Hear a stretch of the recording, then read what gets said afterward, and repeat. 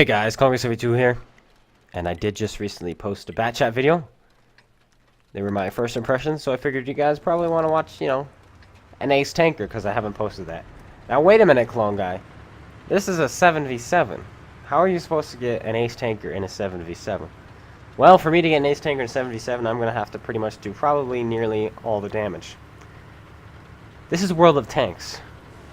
That is completely, entirely possible. Which is weird, because when you want your teams to do well, they do badly. But when you want your teams to do badly, they do well. This is one of those where it's like, oh boy, it's a 7v7. I just want my teammates to be meat shields and not do any damage, so that I can do all the damage.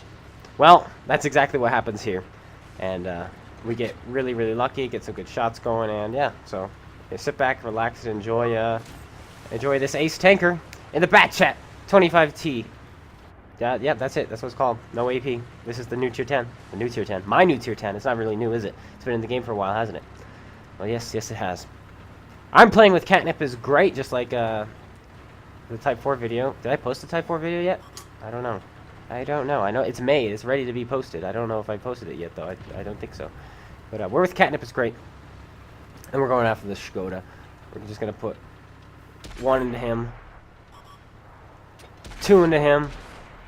And 3 into him, and he gets finished off by the T92. Now there's a TVP T50-51 right there. We're gonna put 1 into him, and when we put the third one into him, maybe we're trying to find a shot. No, let's pull back and boing, upper plate, 60 millimeters of well-angled armor. When you're angling like this, things tend to bounce off when you're cresting ridges. From what I've noticed, because I've been shooting things. Now that's the first bounce I've experienced with this tank. But I know I bounce off of them a lot. Now we're going to get out of there. Catnip is great is going in. Well, we had talked about going after the TVP, and I had told him I only had 2 shots left, so I was going to empty them and reload. But he, for some reason, thought I meant go in. But I did not!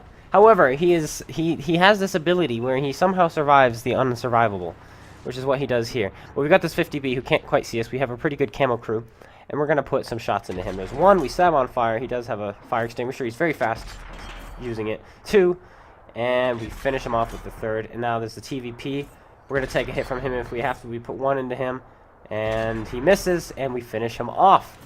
We're up to 10 penetrations plus a fire and 2 kills. And Catnip is great. Somehow survived, and there are only 3 tanks left. Only 3 tanks left. Oh boy. Oh boy. What are we going to do to get... Oh boy, what are we going to do to get an ace tanker with only 3 tanks left?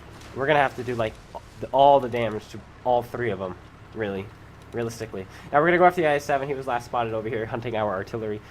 So that is where we are going to go. And we're hopefully going to spot for this heavy tank above us, which is... I don't know what it is, but we're going to hopefully spot for him. There he is. He's in our base now. We're going to go after him. Hopefully he doesn't have any friends. And if he does, hopefully we can manage to kill the friend. Or 2, or so. IS-7. We're going in. Now the thing about an IS-7 is its side armor is really trolly. And it's a rather mobile tank, surprisingly. And just plain simply, I don't even know. Plain old hard. There we go, to penetrate. With a bat jet I have found. So we're going to go in. Hopefully he's going to engage this light tank. And it looks like he was going to at first. But he does change his mind, unfortunately for me. I'm thinking, yes, he's not looking at me, and I didn't realize, crud, there's a dead tank there, so I can't quite get any shots.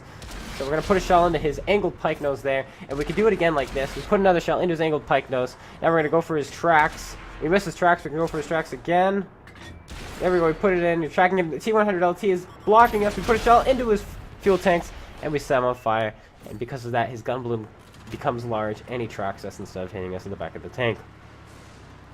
Ooh, that was a scary moment there. That T100LT almost messed us up there. I'm not sure why he was driving towards me when I was circling him. He should have been driving the other way. But, regardless, whatever. It is what it is. I guess he just wasn't paying any attention. But now we're going after this Type 5 Heavy. He is full health and by himself. We have Catnip is great there. We spotted him, is now getting the heck out of there, trying to find the T95, which he will find. He will find the T95 indeed. But we're going to go after this Type 5 while he goes for the T95. There's the T95. Now, as he engages the T95, the Type 5 was able to feather a shot through the town, through all the buildings, and managed to hit Catnip is great and finished him off. But that just means we have more opportunity for more damage because he would have clipped down that T95. So now we get to have some fun. There's the Type 5 Heavy. He's not looking, but he's going to be looking because of this guy. We're going to put 1 into him. Then we're going to put 2 into him. We're going to drive by his gun, and he misses. And now we are free to put these last 3 shells into the back of his tank, racking up the damage to about 2,000 from that one magazine. Probably more like 1950, because that would be the average.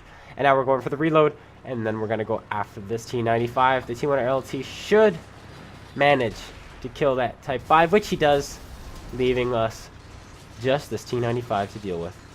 Are we going to be able to finish him? Will we be loaded in time? Where is the T95? There he is. We have enough health to take a hit. Just don't set me on fire, please, T95. He tracks us. We fixed it immediately. Barely slow down. And we're going to get in around him.